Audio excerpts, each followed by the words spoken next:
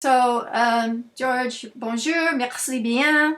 Where and when were you born? Let's start at the beginning.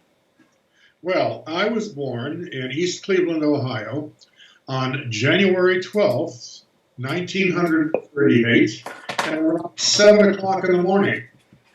So that makes you a Capricorn, correct? That makes me a Capricorn, you see? Yes, I see.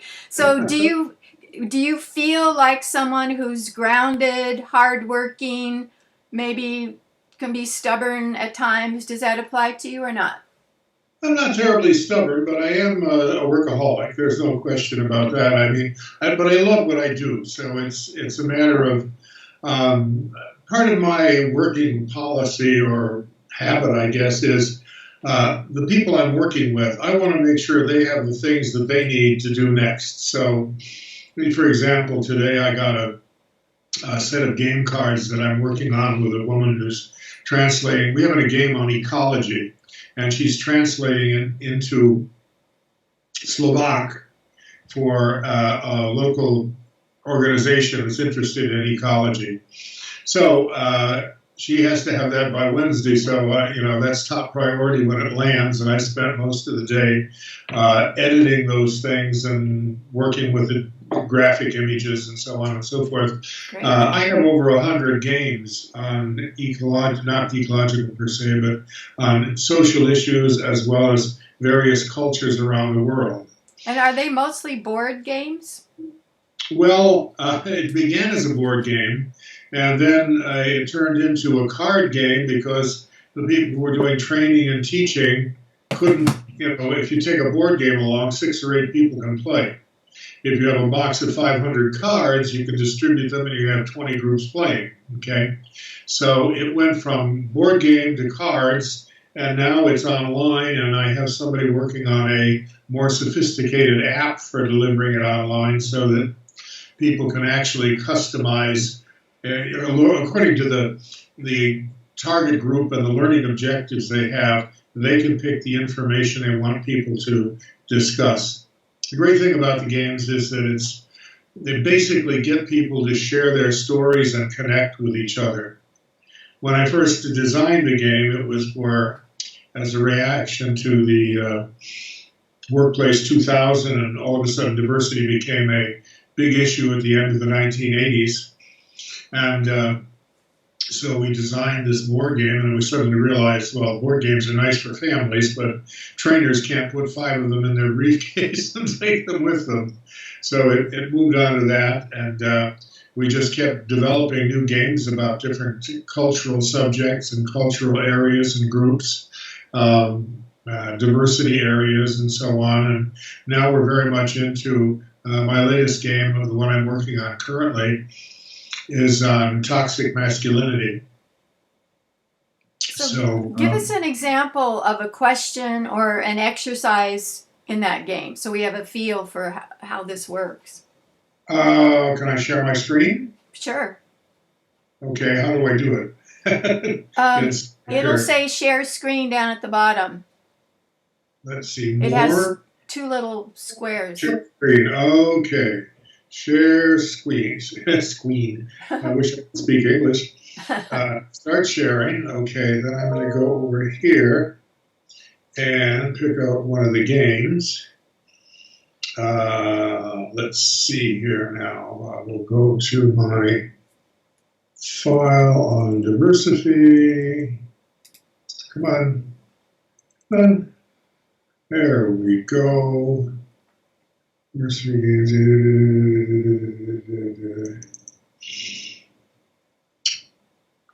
Okay, you're going to like the name of this game. It's, I better show it to you in PowerPoint. This is in the database. So let me go back here and open this up. Come on, show me there we go. Card sets, theme games. Here we go. This game, where are the PowerPoints? Here we go. I hope this is it. I should have had this out. So, open this up. Open up, you. Come on. That's okay. So this is the game, and you're going to get a kick out of the name of it. It's called Diversity Cast Race Shun. Mm. If you say it fast, it's diversity castration. And the idea is that I'm trying to get men to use traditional male virtues to learn and expand in other words, if it takes courage to try, you're a man, you've got the courage to try, to cry. Got it. Yeah, in other words, how do we, there's nothing wrong with male virtues, it's just they've been shrunken and, Honor, compacted into this. service, protection, hard work. Yeah, all of those kind of courage. things. Yeah, they're all beautiful. Have been enormously exploited. And this is why it's very important for us to start looking at men's stuff. So this is how I describe the game. I can send you a copy if you want. Sure. So, as I say, this is sort of a thing that's me. But you want to see what the game looks like. I'm not going to go through how it's played. But just give us a sample. Yeah, there are 5 different kinds of cards here. This says you can use your male leadership values for social change by being a point man. This means being an intensely competitive high scorer in games and sports, an alert and focused guide for those following you, or C, someone who points out injustices and identifies culprits. What do we do with that? Okay, you try to answer it, and then the best answer we put on the answer card here.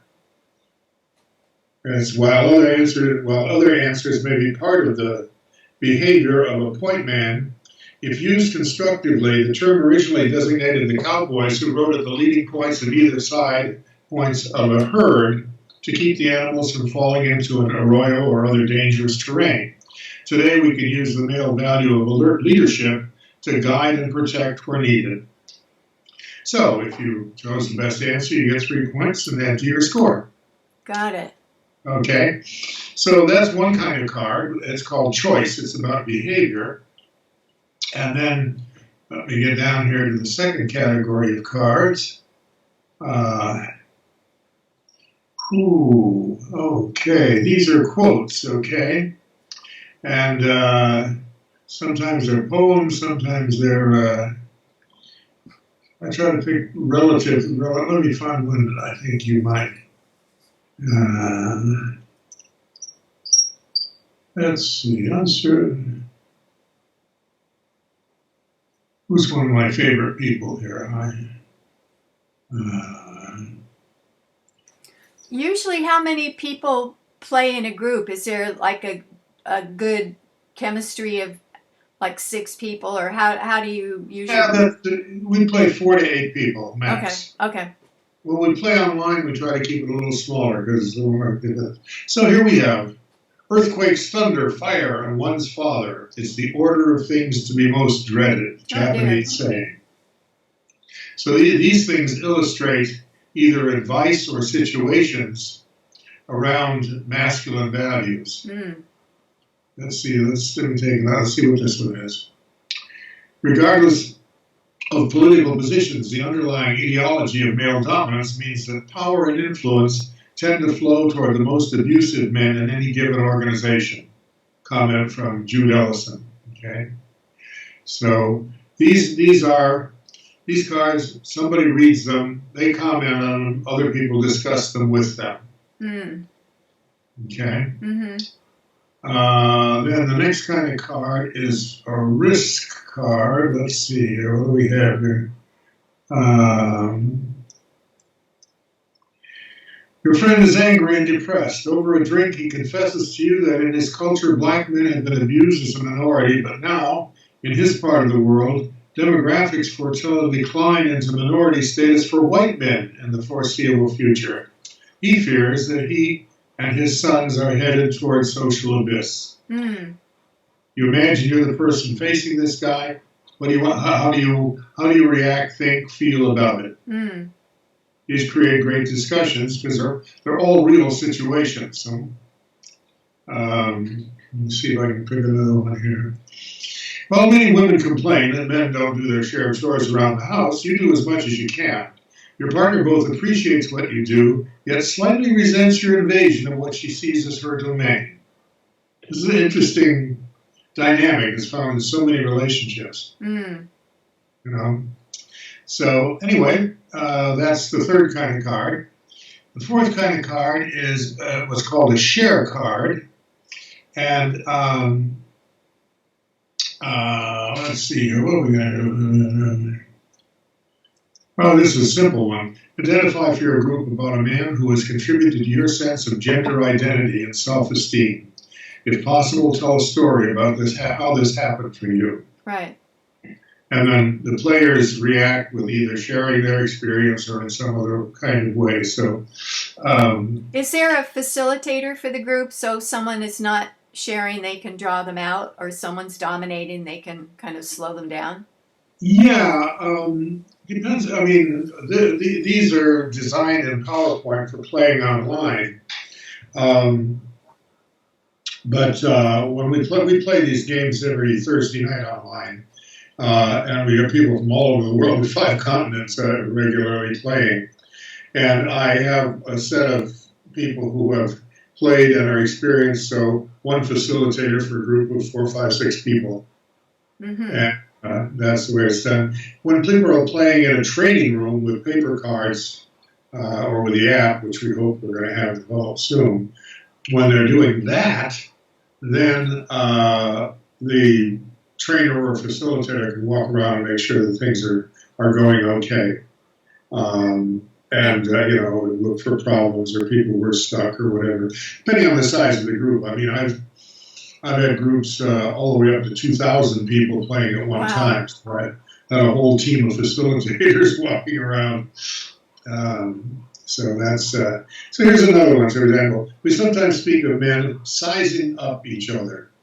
What are some of the automatic frames or criteria that come to mind when you meet another man for the first time? How do you sort them out? What do you look for? This is basically what a lot of people are talking about as a phenomenon of unconscious bias. What kind of frames? I like George Lakoff's term frames rather than unconscious bias, because inevitably I've seen when people start talking about unconscious bias, it sounds like an accusation and it kills the conversation. Yeah. So what we need to identify, what neuroscience is telling us wonderful things nowadays about how the mind works.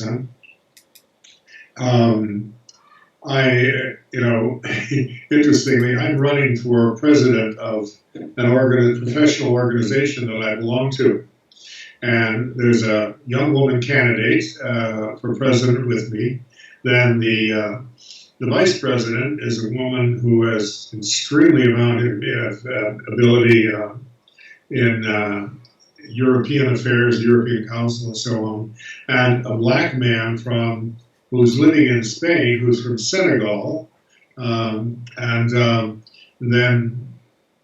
my interns looked at this and they said, well, we know who's going to win. I said, what do you mean? He says, well, they have to get a woman and a black man, so you're out, George. So, they're a political crowd, and there's no way that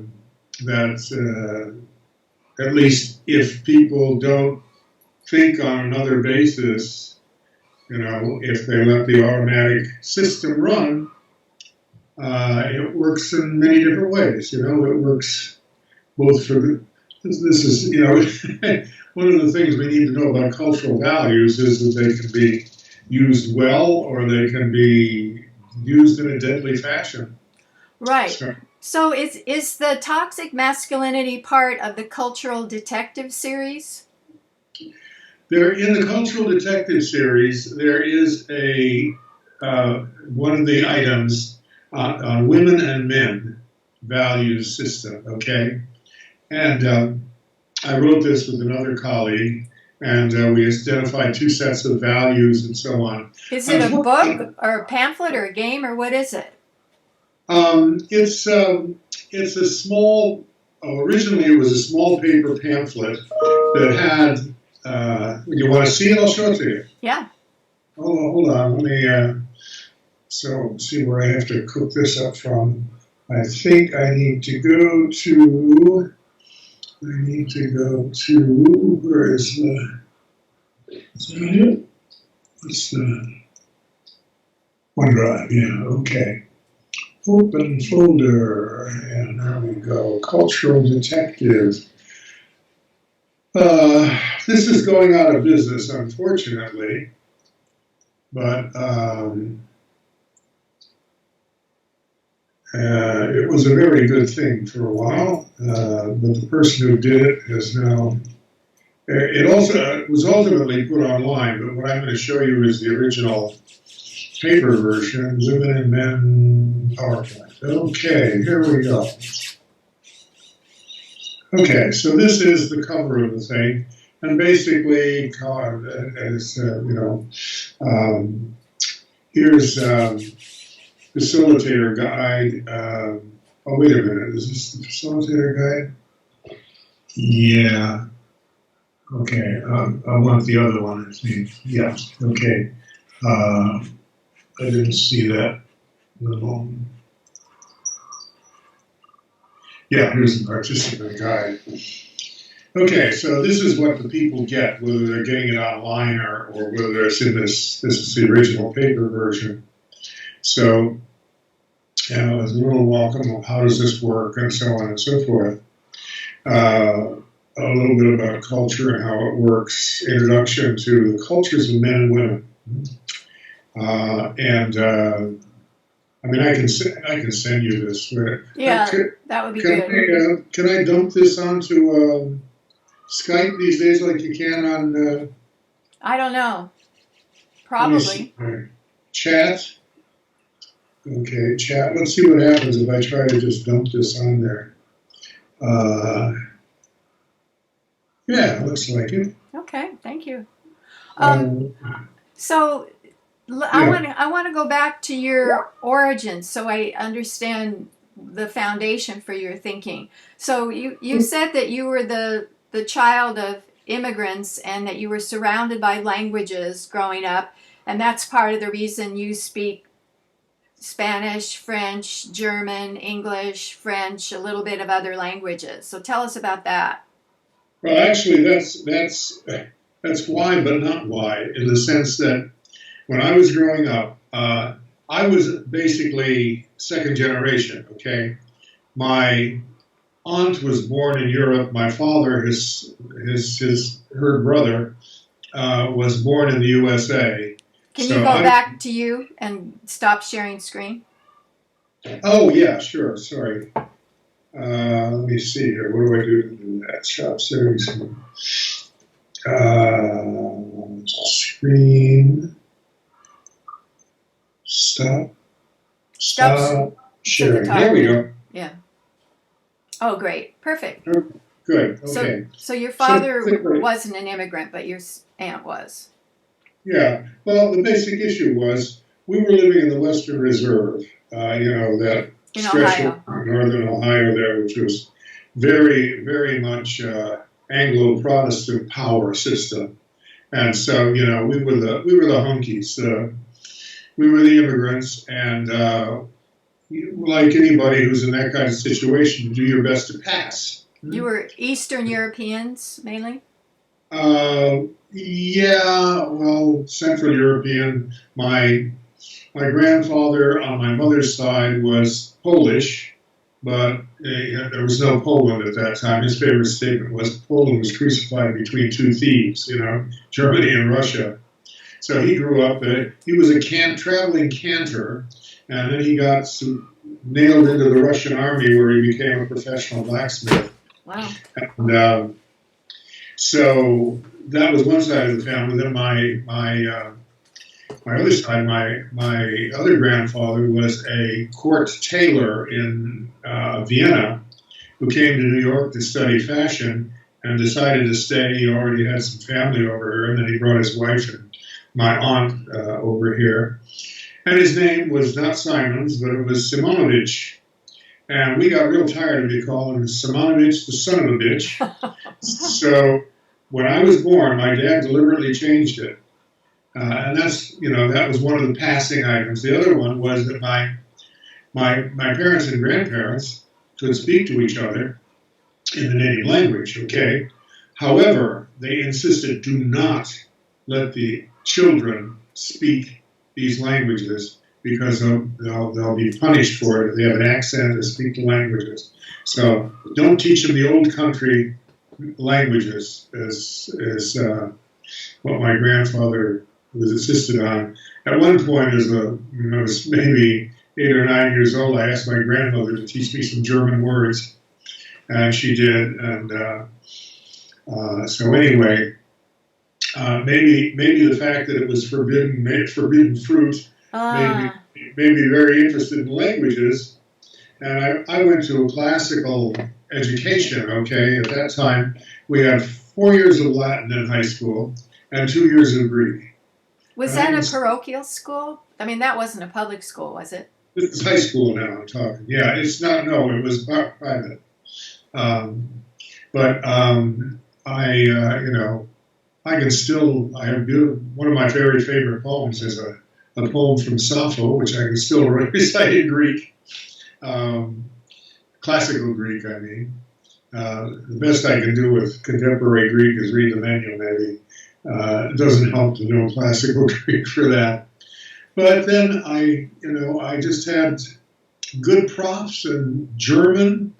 It was funny because my German prof in high school was really a wonderful guy. But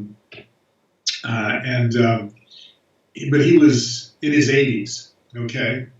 And so he taught us German. He taught us how to write German script, which nobody did anymore. But also, when I got to Germany the first time, I used a word, and people looked at me and said, I haven't heard anybody say that since my grandmother died. It was so much. So, but anyway, I'm fluent in German, French, and Spanish. My own initiative, not, I had French and German in school, of course, but really liked them. Had a great prof in French. I memorized the entire Baudelaire's Fleur de Mal just on my own because I just loved the French literature and poetry and so on. So, and maybe a little stem in there because apparently Simonovich, that's a patronymic. It's a name that's given after the father's name. Right. And apparently there was a soldier in Napoleon's army whose name was Simon, who wound up down in the Kreiner country and got a farm and family and so on and so forth. So the next generation was Simonovich. And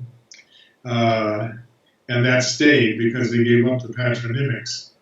So maybe, I got a touch of French blood holding me here as well, but I have no documentation for this. Just how did you end up at Oberlin?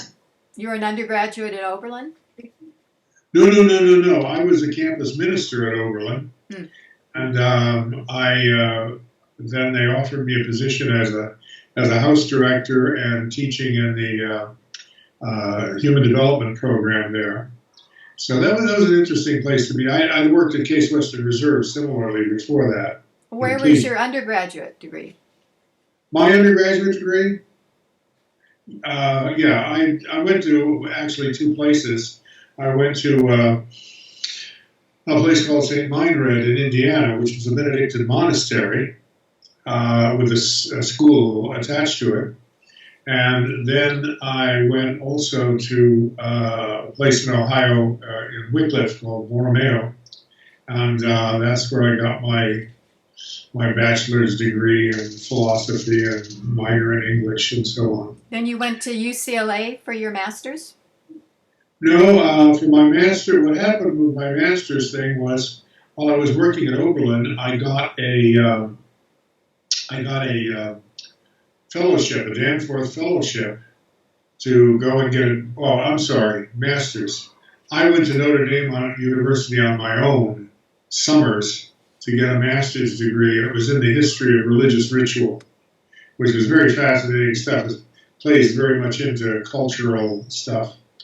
So, and then I got a doctorate in psychology from my Danforth Fellowship. And my focus was in Gestalt psychology, and I didn't intend to be a therapist at all, but I wanted to use the psychology as for small group learning and education and so on. It's more of an educational psych degree.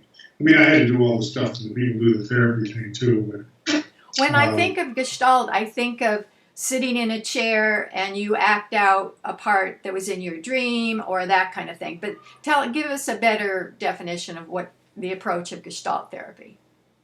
Oh, okay, yeah, but you've really hit the nail on the head there, because basically what you do in Gestalt therapy, in various ways, of course, is you enter into conversation with yourself. And basically what Gestalt means is form in German. And Gestalt is whenever we look at something, we either look at the foreground or the background. So I can look at you and I see your glasses and so on. And then if I shift my attention, I can see it looks like out a window behind you and some trees and leaves. Now I can't focus on both of those at the same time. So what Gestalt therapy does is helps you move from foreground to background and to digest and work with what you have going on with you, or whatever. If I'm having difficulty with my mother, they'll sit me down in one chair and say, "Talk to your mother." Okay, mom, da da da da da da. Okay, get up from that chair, go to the other chair. Now your mom, you are now your mom. What are you going to say? How are you going to react? Okay. So I think the two chair thing is there's many Gestalt exercises, but that illustrates it best. It's how you check out the background rather than just being stuck in your own. You get perspective. Yeah. Well, and you are also, your other big influence in doing development work was T groups. What's that? Well, when I was working at Oberlin, the dean and several of us, we got invited to go to MTL in Maine, Bethel, Maine, National Training Labs. They're the people who developed the team group stuff. So we went there as a team, and we had a team group that lasted, I think, about 2 weeks. So basically, that's also group technology. I haven't used it as my very best friend has been doing it most of his life in T groups with MTL. He's in around Edinburgh in Scotland now, but group work of various kinds was really a good deal of my focus and interest. How could you be the clergy person? What was your background at Oberlin? You said that you were the pastor? Well, I was the pastor of a local church, and I first had an assignment to be the chaplain at the community college, and then at Oberlin. The first one was Case Western Reserve. Where did you get training to do that? In Cleveland.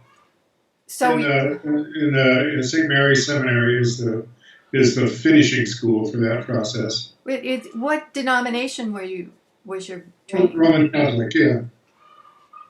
Ah, and do you still practice Roman Catholicism, may I ask? Well, I haven't been asked to do much of anything. At various times, I stepped in and was helpful. And I've been living in France for the last 26 years, I guess. So not much doing there. I basically, I was a chaplain for about 4 years at Case Western Reserve, then at community college in Oberlin. And then after I got my fellowship, I got hired by the Intermedia Foundation, which was doing adult education materials.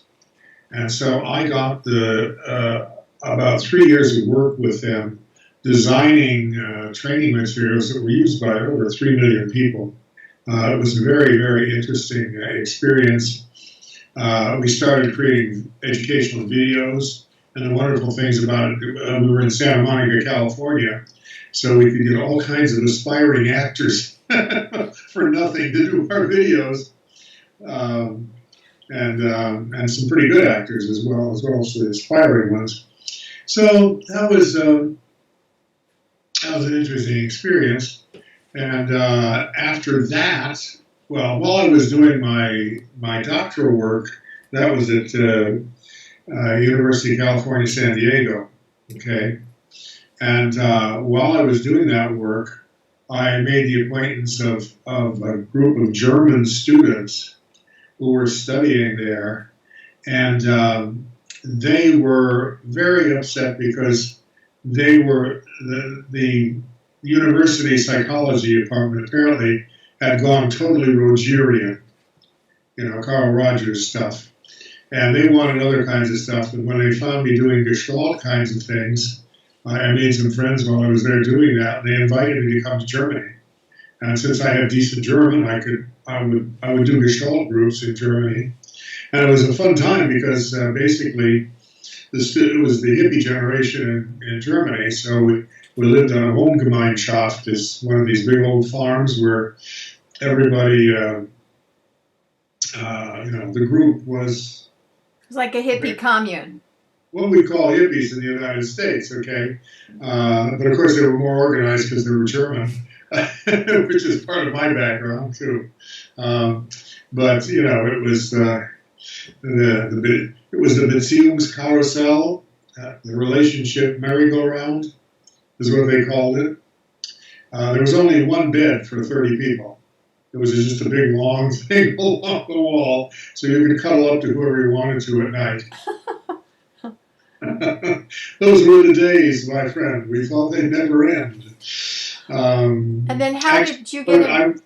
I was not a full participant in that because as the trainer, they gave me a little separate house. Okay. But anyway.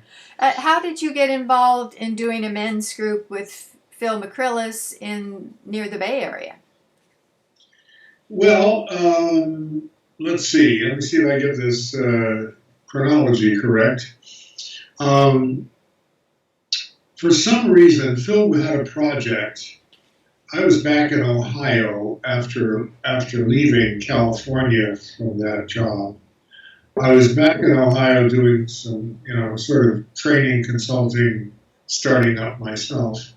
And Phil had a research project, and somehow he identified me as somebody to interview.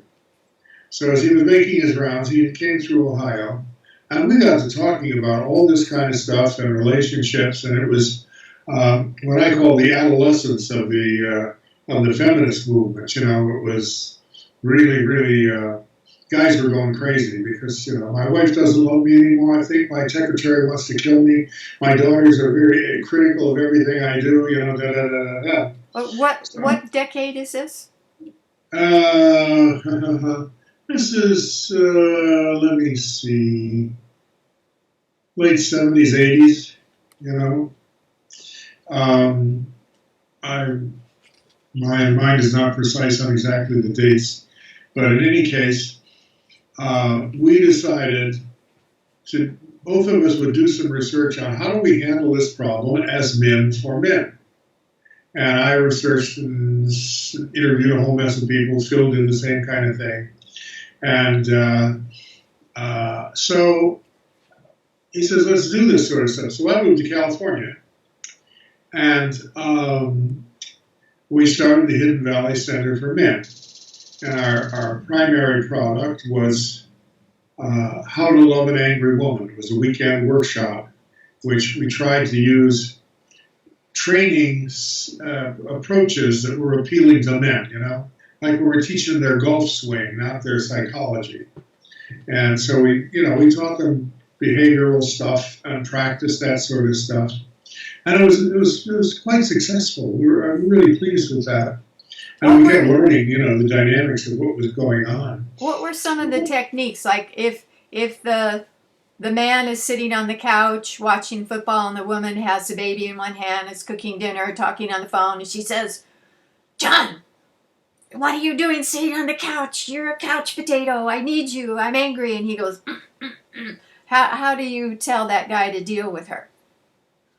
Well,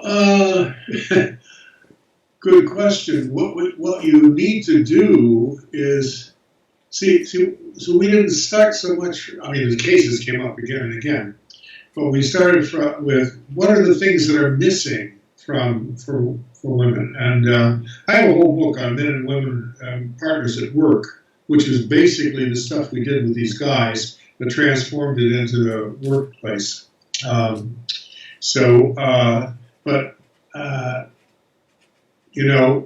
We'll just give an example. One of the important lessons was acknowledgement. And we spelled it out, act, knowledge, meant for her. Okay? So how do you acknowledge a woman? Hey, you're looking beautiful tonight, honey. Well, all right. But better, I really appreciate how you did X, Y, Z yesterday. And, in other words, make it behavioral rather than looks is one of the aspects of it. There's a whole mess of instructions that go along with that.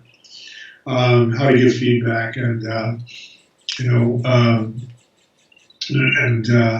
staying in the space. And we told our own stories. I had a girlfriend once, and we got in this wonderful big fight.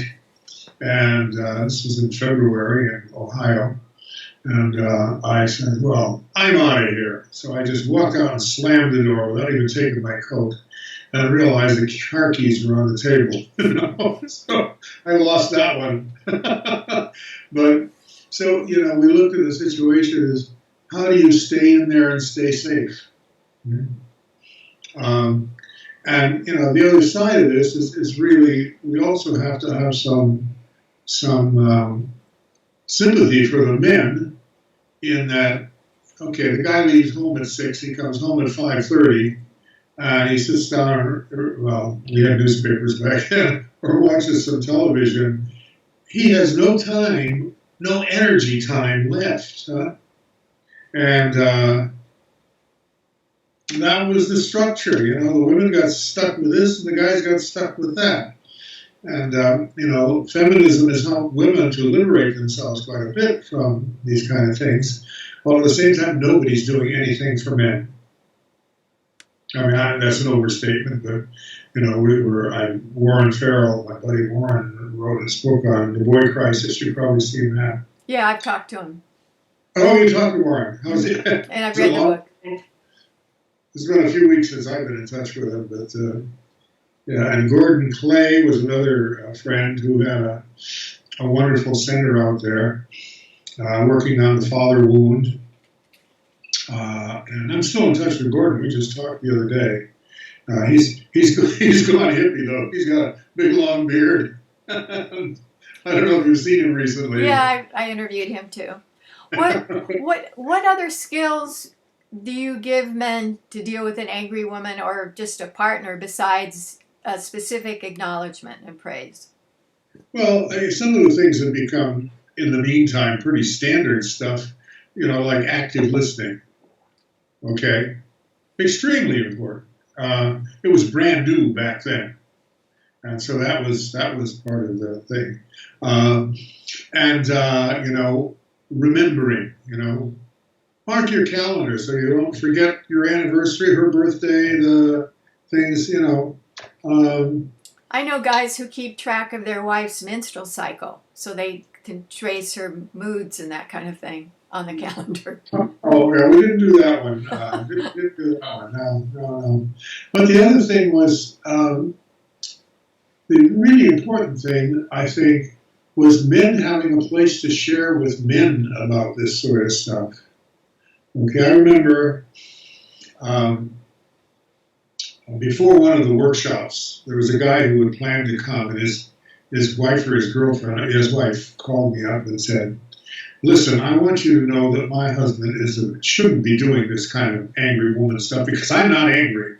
But in any case, be very careful because he's a very sensitive guy. I mean, I take him, we've been doing therapy together, and he hardly ever says anything. And so we start the men's group later on, day or two later, whenever he came. I can't remember the time distance. But anyway, we start the introductions. Hi, I'm George, and hi, I'm Phil. And we start with this guy on the end, and he says, hi, my name is Scott, and I'm so fucking tired of going to the therapist. It's great to talk to some men again. And I can't sit there with a woman therapist and talk like I want to talk and tell you what's going on. So he was, his wife thought he was timid and put him in this context. And it was very interesting because at first, when we started these things, and we had a follow-up, the guys would come back and we'd coach and stuff. But we had a follow-up to it. And, at the beginning, the women were suspicious. The women and girlfriends were saying, you've got a men's group. Oh, come on, what do you guys do? Drink beer? Oh, we didn't drink any beer on men's groups.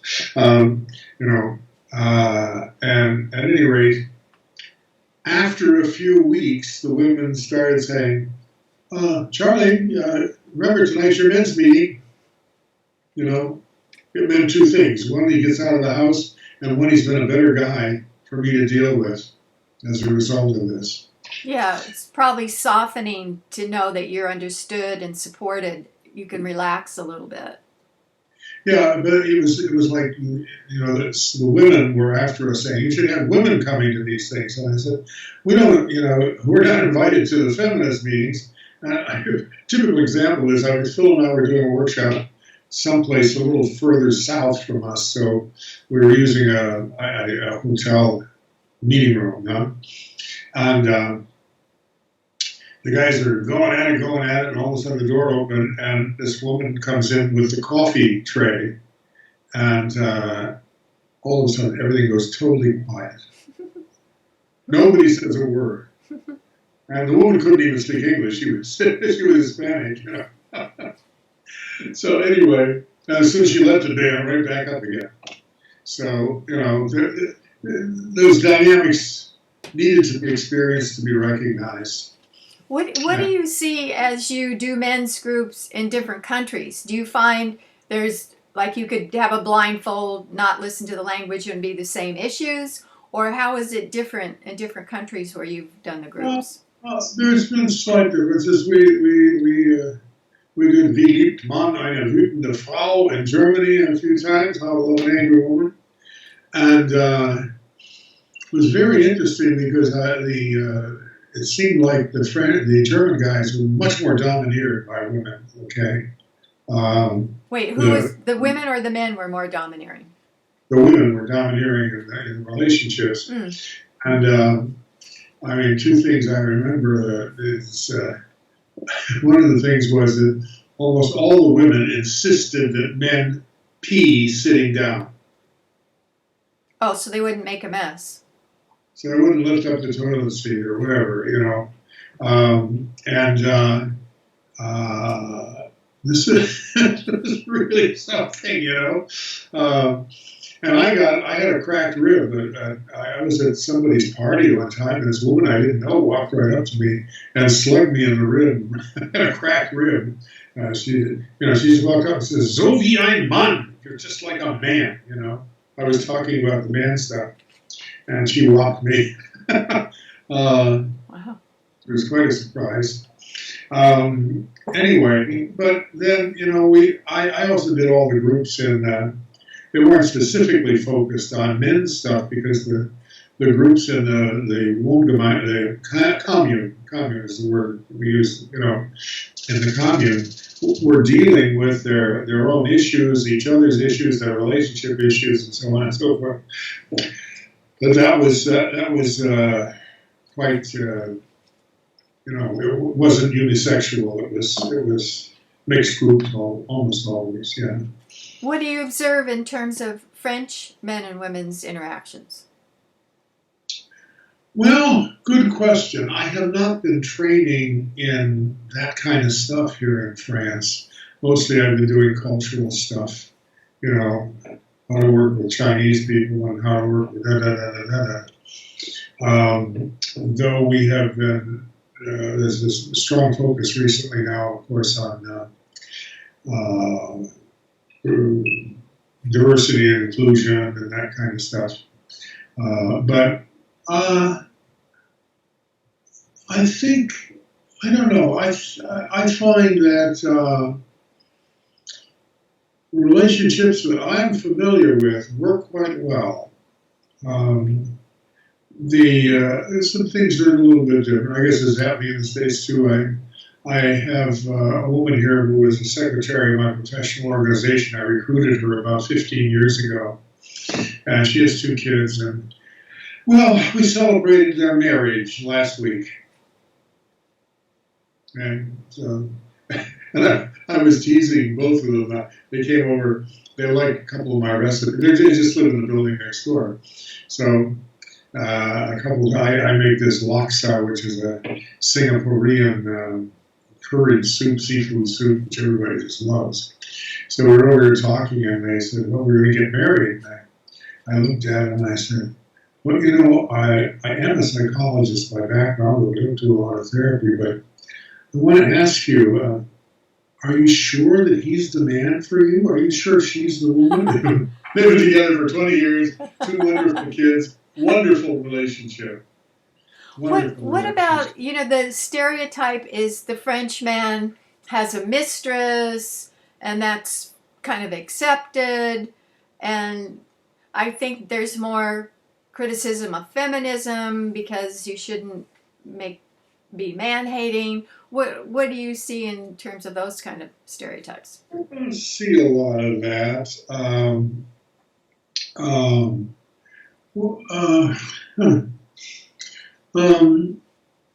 First of all,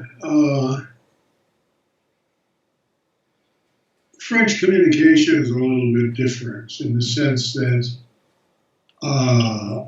we love to argue.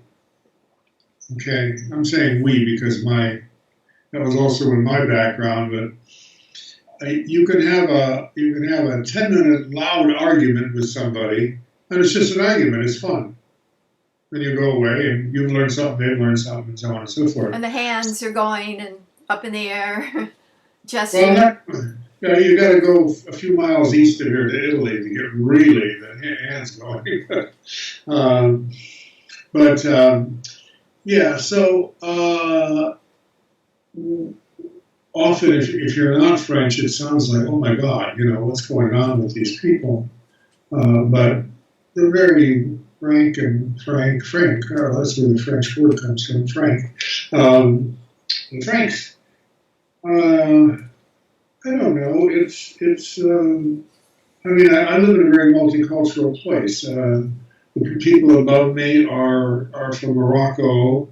The guy across the way is French with a black wife and 2 kids from Africa.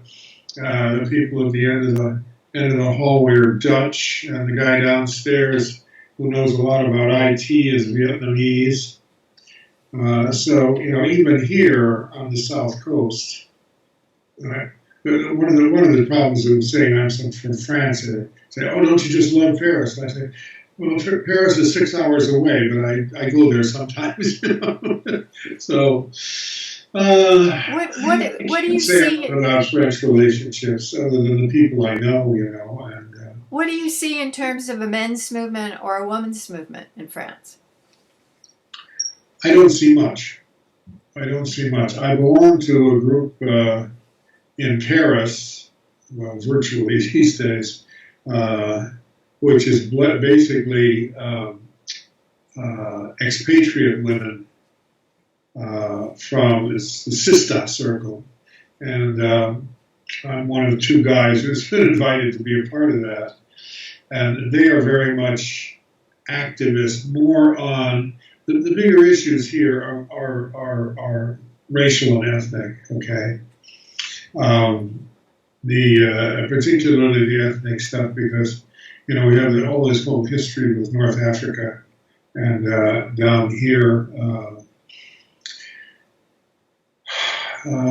it's passing away because the generation of the people who fought De Gaulle and so on, that's, like they're my father's age, and,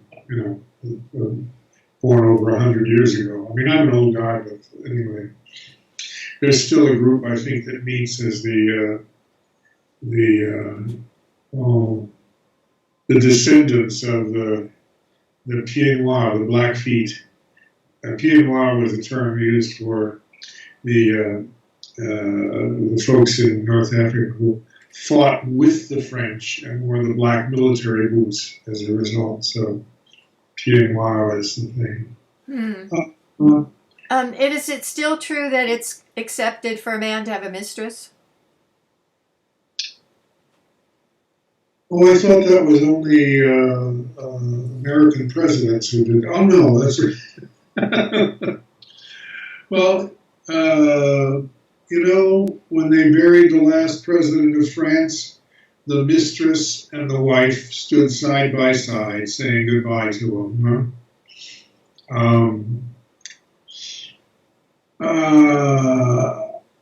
I don't, I'm not at the age of exploring much of that stuff, so it doesn't, somehow to me, the American prudism brings all of that out somehow. And the French are not very prudish about stuff.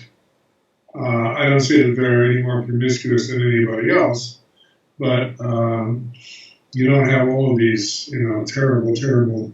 We haven't got a cancel culture yet here.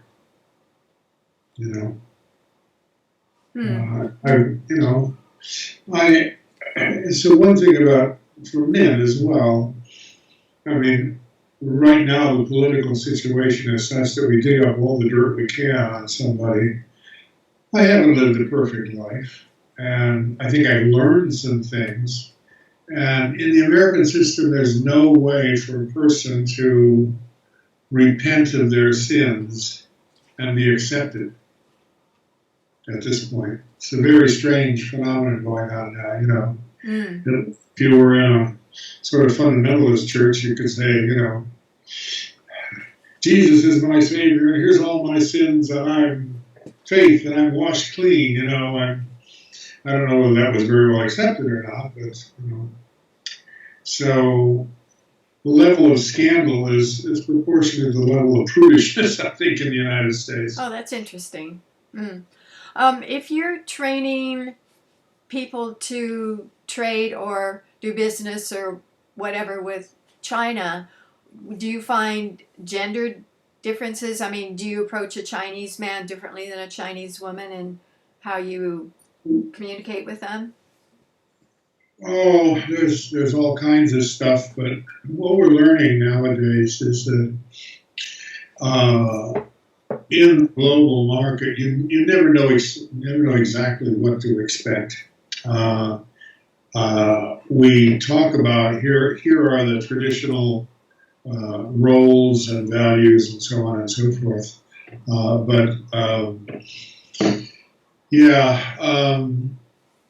it's the best person in this field at the moment is a Vietnamese woman whose name is Mai Nguyen, who's written several books using brain science, neuroscience, to look at how we react and make decisions. How do you spell her name? Let me put it in or why don't I just send you, I reviewed her book. Let me make a list of stuff I can send you very easily. Okay. It's Nguyen, but that's the most common name in Vietnam. Yeah. And her name is Mai, M-A-I. But I'll send you the review if you think the book is interesting. Yeah, thank you. Book review. All right. And the PowerPoint about toxic masculinity and the PDF of the men and women's communication, please. Okay, you mean the cultural Yeah. detective? Yeah. CD. Oh, I put that in your. It's already in your. Oh, okay. Right. You can download that one. Okay. Yeah. So, in general, what do you find that you have to be mindful of dealing, say, with the Chinese? I'm interested in an example of how I would approach somebody differently because they're a different culture than me. Oh, well,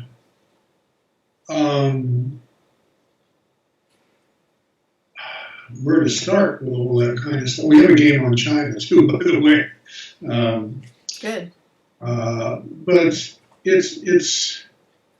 I think there are certain features of saving face, which is one of the things. I mean, the things that interculturalists point out are guangxi, which is the network of relationships that you use to make things happen. And what kind of, I mean, saving face is something in every culture, but how it's done and how sensitive it is different in different cultures. So that would be. So what's an example of something that would cause a Chinese person to lose face and maybe not a French person or American? Oh gosh. Let's see here.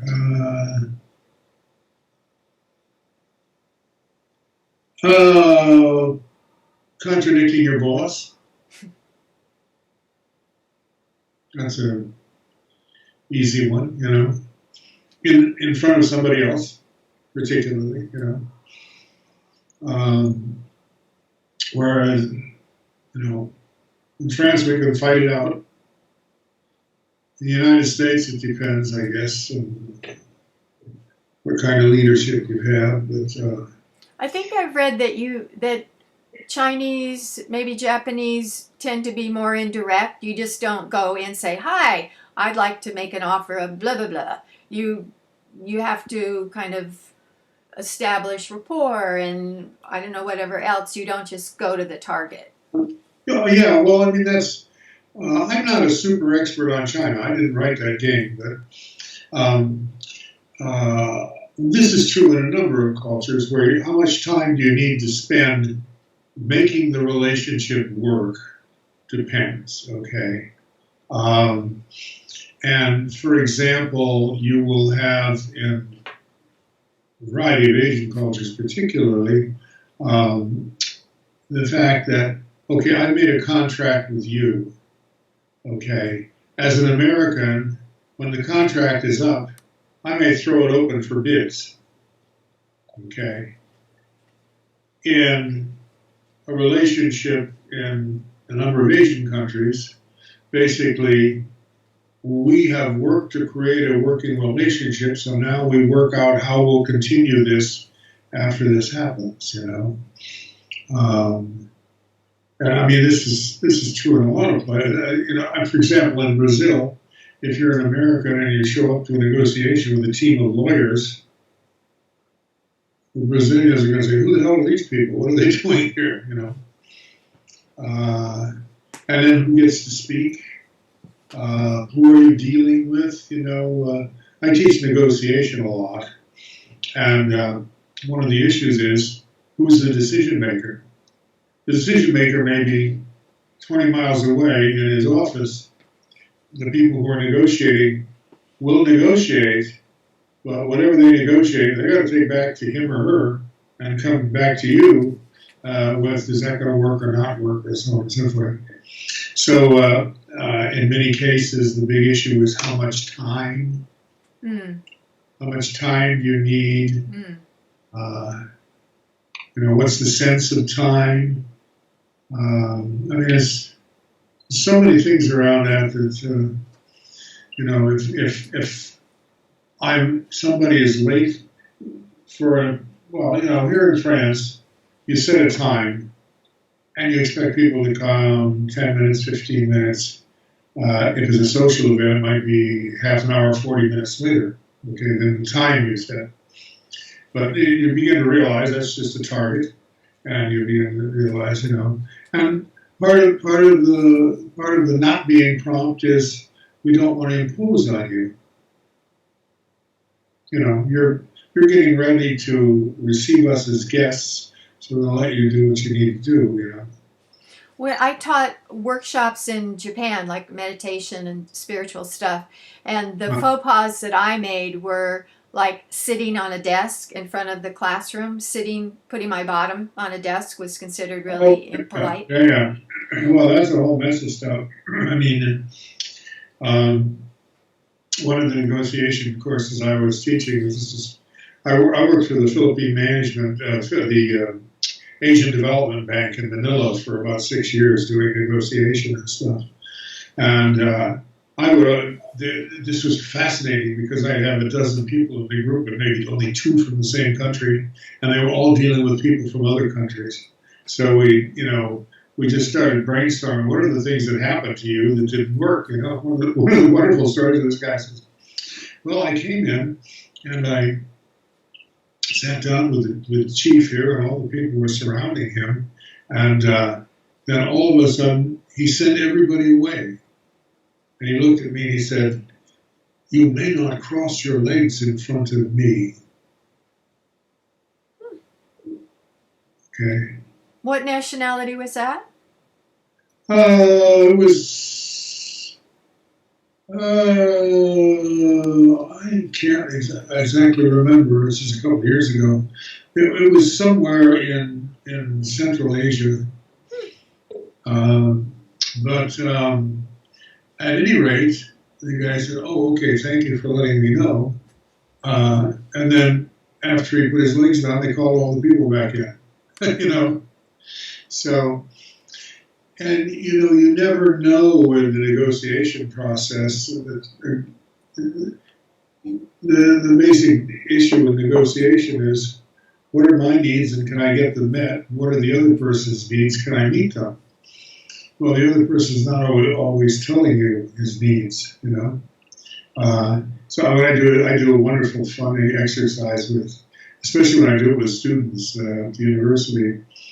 I have them do a 15-minute negotiation, and I tell them, okay, each of you put €2 in front of you, and at the end of 15 minutes, one person has to have the €2, and the other person has whatever the other person gets, okay? And if you don't have an agreement within 2 minutes, it goes into the George drinking fund for this evening. So, well, it's very interesting. It's good exercise because it helps them think, how do I find out what another person needs? And one of the most common results is, well, the 2 of us negotiated the deal that she gets the €4 and cooks me a meal. Okay? Now, I think that one comes up almost every time. And you know what? The hidden currency is, I want to get to know this person better. See? So we're always looking, what are the hidden currencies? And then culture will have a lot to do with the hidden currencies. What's an example that you've seen? Well, I'll give you another example here. This came out of one of the guys. And again, I can't tell you what country it was, but he went into this negotiation and so they gave them everything that they needed and they didn't get a deal.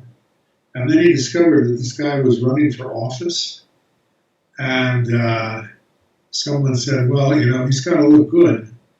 And so the guy came back and the next day he says, well, I think we've got a pretty good deal here. If you sign this deal, we'll tell all the news people that we've got this wonderful project for building the bridge, and you were the person who did it. Bang, he got it. So the hidden currency was, I need to get known for this, or I need the publicity from this. Do you see any differences in gender in negotiating styles? Oh gosh, that's such a generic question. I mean, how men and women behave differently in the culture will determine the communication style to some degree. So yes, there are differences. I mean, one of the other courses I teach is called Positive Power and Influence. And we teach a variety of skills. Most of us have one way of persuading people. And there are various ways of persuading people that we may not use. So I could persuade you with logic. I could persuade you with aggression and force. I could say I won't like you if you don't do what I want. I could bribe you, give you something that you want. What are other ways to get what you want?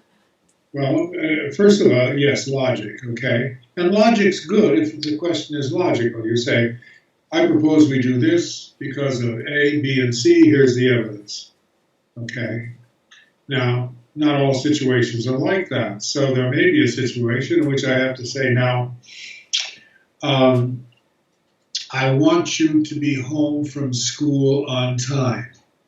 I like the fact that you're getting pretty good grades, but I don't like the fact that I never know when you're coming home to have supper ready. If you come home on time, or come home at a regular time, I will make you your favorite dessert. If you don't, you can go to bed hungry. Now that's an example of the use of assertion, okay? You're familiar with that, okay? But the best, most powerful one is, you and I have been talking here for a while. We both have interest in relationships and men stuff. Can you imagine that we might create a situation, an event, where we could get people to come to that, and each of us could really use what we know to make things work out better for those folks? This is known as visioning, and it is the biggie. It's the most powerful skill. Why? Because what we do is we align the motor neurons along a vision, a story, okay? And that's what's really coming to the fore right now as we learn about neuroscience and storytelling. I'm working on a game with a woman who is the developer, who is the director of a symphony orchestra here in Italy, just across the border. And her point was, we have all of these leadership ideas, and this stuff is getting better, but we have metaphors for teams, and they tend to be military or sports or whatever. Now imagine if your team would conceive itself as an ensemble, as a band, playing music together, okay? And then she goes into the neuroscience of this, and she says, when people are playing music together, they are really, really aligned. The people who are listening to the music are also mirroring with them. And storytelling creates the kind of connection neurologically that allows me, let's say I'm an ultra-right guy and you're an ultra-left person. If we have an artistic, poetic, musical experience together, chances are our ability to go a little further around the edges of our conflicts will be enhanced. Okay? And I think that this is the stuff of the present and the future. Of course, what we're facing now is utterly insane. The people know that storytelling works. And one of the best storytellers we've had in ages is a guy by the name of Donald Trump. Yeah. And why does it not matter that it's not true, like that he lost the election? How does he pitch it so millions of people believe that he won and he's going to be president again in August? Well, I mean, they've believed his other stories. First of all, there's a base for that. I mean, I'm not an expert on this by any means, but my sense of it is that And this is also a thing around men's issues that lower middle class men, working men, are basically exploited by the system that we have in the United States. And they want a solution, but nobody's giving it. The Democrats have perhaps, in my mind, the right values. They don't know how to tell a story. They're not, they were going to be put, Except maybe Obama did.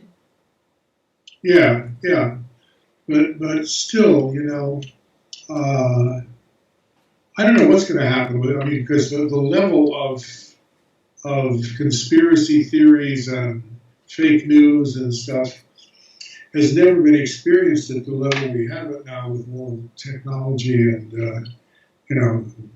neural social networks and so on and so forth. So how to control that in the future. But I mean, this is not new stuff. It was Plato who said, the person who controls the story controls the people who hear it.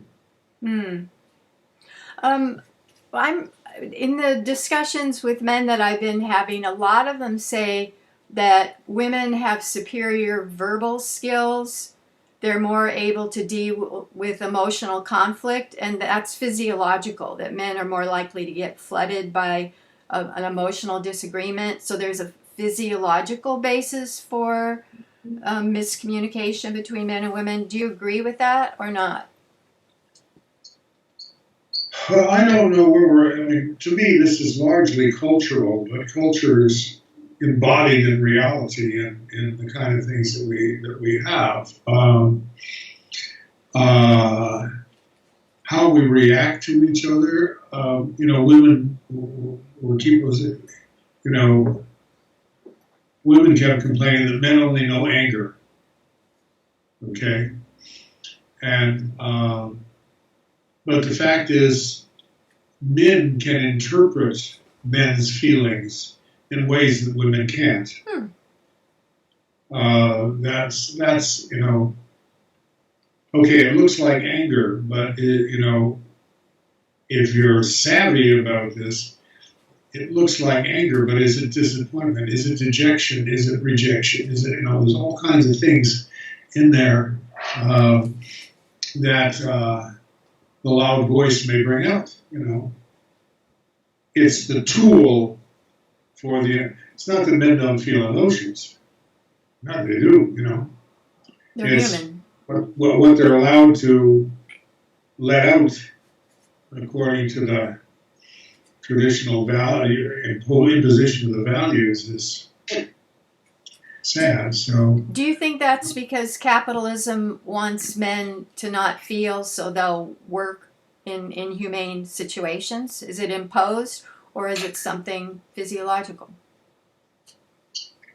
Well, what happens when you look at my story? Okay, I'll tell you, when I got into the men's work, I was stunned by the deprivation, the male deprivation that most of the guys I was working with had. I grew up with my dad working from home, my grandfather who lived with us working in the basement, my other grandfather, the tailor, down the street. I never had store-bought pants until I was about 10 years old, okay? And these guys always had me with them. And I went with my dad and his buddies on fishing trips and so on and so forth. I was just shocked at how many men did not have any male companionship. One of the funniest, interesting discussions I had was I had my office when I had my business in California in Santa Cruz. And at that point, Santa Cruz was the lesbian capital of the United States. I had a good friend who was a psychologist, and she and her partner had a boy child, okay, lesbian, they're both, and as we were talking one day, she says, you know, the thing I have is really a problem because our boy, he doesn't have a man around very much, and consequently, he gets his male models from the comic books and the movies and the stuff, okay? So he needed a real flesh and blood male man around. And the father wound, as Gordon called it, or, you know, is all about dad not being there or not able to be there with or for me because of the strain of his life or his situation. We're early on in the men's movement. We, you know, one of the first things we did was really say, okay, bring your kids, you know. Whether we're going to the beach or we're going to the sweat lodge or we're going to go on an excursion or a hike or whatever, bring those boys along with you. Okay? Give them a chance to be with men. I mean, this was true of me, but because I had such good male support at home, I never had a male teacher till I was in high school. Okay? And that's still the case for a lot of people. So if dad is absent and you don't have any male models in authority around you, where are you going to get it? Where are you going to get it? So. I remember when my son was little, we went to a men and masculinity conference in Seattle, and the other men, like Shepherd Bliss, were roughhousing with him, you know, and it was really, you could really see that it was a male bonding to roughhouse together. It was fun. Yeah. But so what you're saying is that men wouldn't be at a disadvantage emotionally if they had fathers or other male men to teach them? Well, apparently, the statistics on suicide are certainly bearing that out. You know Jed Diamond, probably. Yeah, I've interviewed him. Yeah. Jed's got a lot of study on that sort of stuff, and I just saw another note of his the other day, and I can't remember the figures, but the rate of suicides of boys who are young men whose father basically was absent is significantly higher. Right, and he says that, or I think it's Warren Farrell that says that the boys who are juvenile delinquents, the terrorists who bombed the World Trade Tower, men in prison, most of them don't have involved dads. Yeah, I guess that's, you know, and of course those are the ones who are vulnerable to radicalization too, although that seems to be, we had a very interesting, the government here in France put out an online game a few years ago, you know, when the radicalization thing for the Middle East was so raging, and it was a simulation where you went in and you made certain choices and you discovered how you could be radicalized by the choices that you made. That was very well done. And we have about 10 more minutes. You wrote, "What are 7 ways to lighten your life before you kick the bucket?" And I was curious what that book is about, and also your book, How to Love Out Loud. Let me give you a second here. I show you. Oh my. You see, I'm wearing my shorts. Don't cut that out.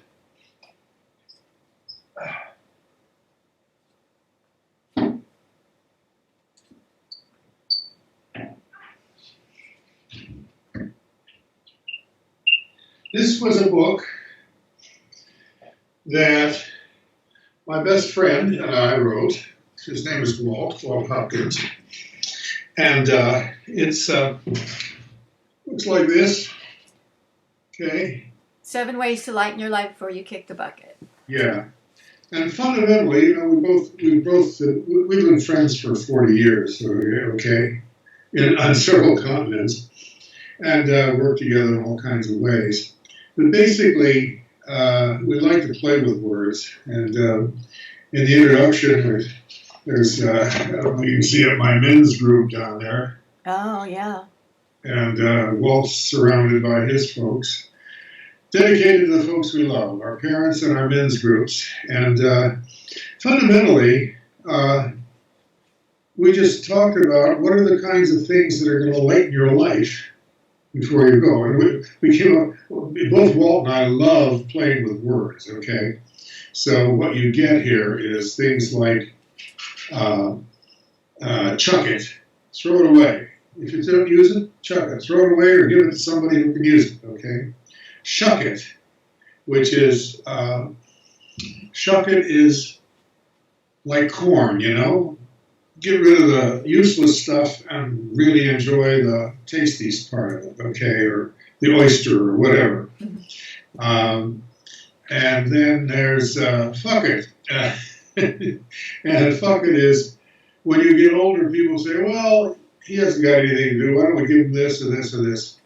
Do the stuff you want to do and just stop doing all the stuff that's taking up your time. And actually, Walt and I actually created little, what do you call them, little characters. With both of us writing the book, we couldn't say now Walt says, now George says. So I'm a little alligator, George, and Walt is a little frog, okay? So we're both reptilian. But in any case, you know, that was our way of doing it. So some of these are, you know, there's duck it, dodge things that you don't want to do, trash what no longer works for you. Then on the positive side, pluck it, grab the sweet things that life still offers you, and truck it, okay? Walk your talk, okay? Follow your dreams. You still have dreams, okay? How about the How to Love Out Loud book?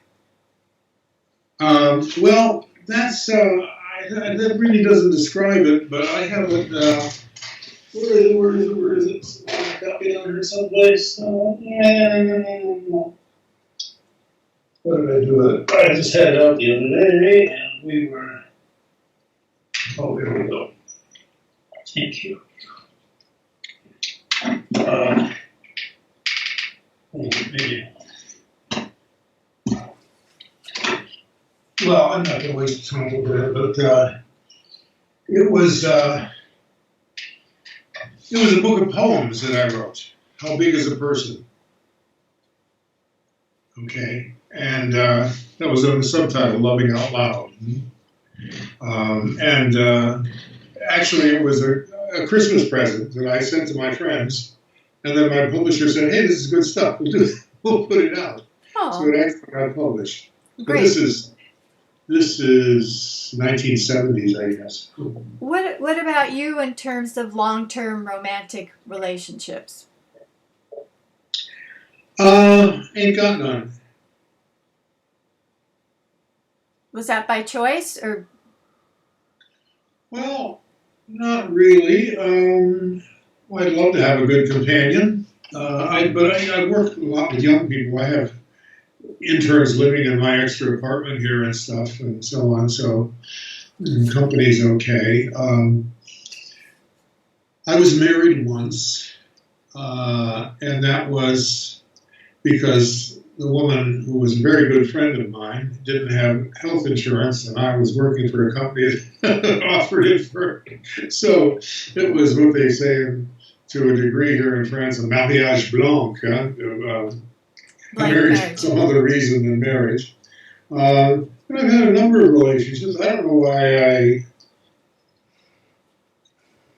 why I picked or people picked me. I'm in good.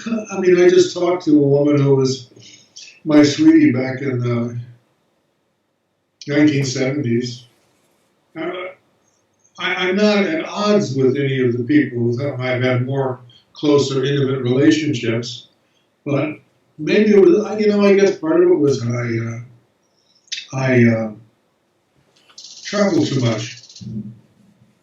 Rolling Stone. I worked about 70 countries, And I remember, I counted it up. I slept in my own bed. I think it was in 19. I don't know. I can't. I got the year marked down someplace where I counted that I slept in my own bed 63 days that year. Whoa. So is it from some other country or some other place? Right. That makes sense. If you are thinking ahead, are you optimistic that we're moving towards what Warren Farrell calls gender liberation? Or are we 2 steps forward and 1 step back, or 1 step forward and 5 steps back? Or how do you think we're doing in the Western world in terms of gender liberation? Good question. I guess where I'm at is I think it's a moment of opportunity. Whether we seize it or not, we can't. What you don't see on the wall here is a wonderful collage of Leonard Cohen. And my all-time favorite song of his, Anthem, is "There is a crack in everything. That's how the light gets in." Whoa, that's interesting. And I can send you a little video, my running for president here, where I use that as a theme video. I'll tell you that too. But at any rate, my sense of it is things have revealed themselves. We can see the cracks and we can see the problems. The challenge is how do we create new and better stories to live by? And I don't know, because you see we're in this place where I predicted this. I said, about 2 months into the pandemic, I said violence is going to be up all over the place, and it is. I'm not just talking about police shootings and that sort of stuff. I mean, all over the world, it's just hell. And unless it's all one game, I think, to make us connect with each other in better ways. I appreciate enormously what women have done in the feminist movement. An awful lot of women think that men's issues are non-existent, and I have 2 other games about men besides this toxic masculinity one. 3 other, I'm sorry. One's about aging guys. I'll send them to you. What the heck? Thanks. Men games. Okay, yeah. But, it's just, and I see this, I lecture at universities, and one of the places I lecture regularly is at School of Applied Science in Finland. And generally speaking, they have half the students are local and half the students are from all over the world. But what I see is the guys are not doing very well. First of all, women outnumber men in higher education in the United States now, I guess. Well, it's around the world except in sub-Saharan Africa. Yeah, probably. So, why is that? Why aren't the men doing as well? Well, we're trying to identify that. Warren has been talking about that, and I think the issues that he brings up are there. I also think that men are not getting the same attention from profs as women are. Okay. Men are facing identity issues. You mentioned the standard list of things that men were supposed to do. We're supposed to be providers. Well, women are making it on their own now. Men are supposed to be protectors. Well, we know how to protect ourselves this way and that way, Okay, you can join the military and get shot. And that's it. Men are disposable in the workforce and in the military.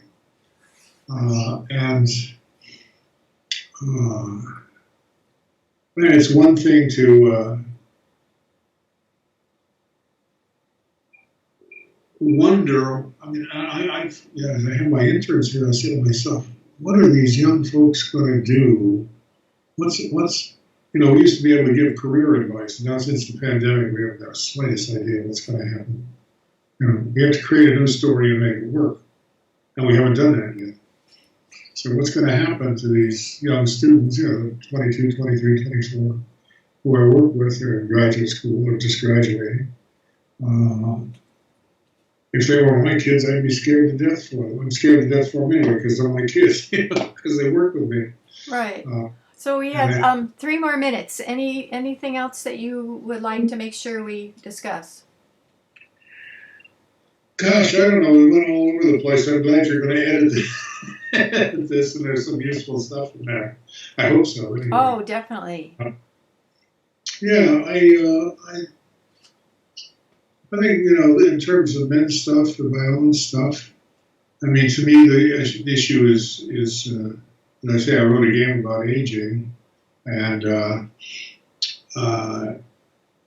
that's, of course, a challenge. I'm 84 years old now, so I'm in pretty good health pretty good shape for the shape I'm in, as they say. Yeah, right. Good. Yeah.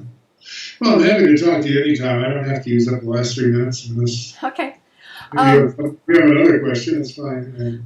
Well, thank you.